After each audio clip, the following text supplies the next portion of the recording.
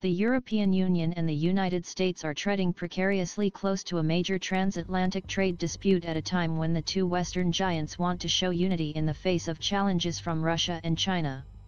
EU trade ministers on Friday insisted they would be forced to respond if Washington stuck to all the terms of its Inflation Reduction Act, which is favorable to local companies through subsidies and, according to the EU, will unfairly discriminate against its firms that want to compete for contracts.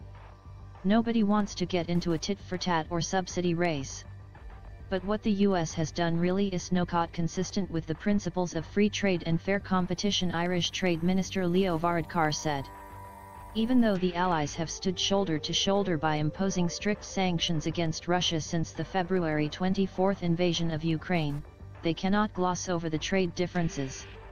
What we are asking for is fairness. We want and expect European companies and exports to be treated in the same way in the US as American companies and exports are treated in Europe, EU Commission Vice President Valdis Dombrovskis said. And beyond the European Commission, which negotiates on behalf of the 27 member nations on trade issues, the concerns are largely shared in EU national capitals, too. All the member states are concerned, said Czech Trade Minister Josef Sikla, who chaired the emergency meeting.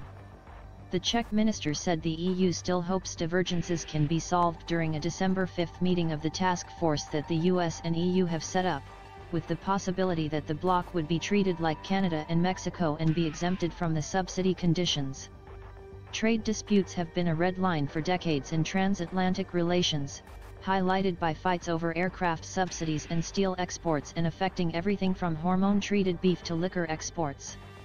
Planned subsidies under the Inflation Reduction Act passed by the U.S. Congress in August, are especially grating for the EU.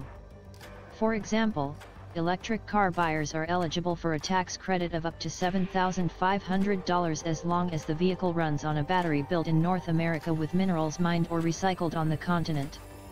The EU believes that the measure is a potential transatlantic trade barrier discriminating against foreign producers.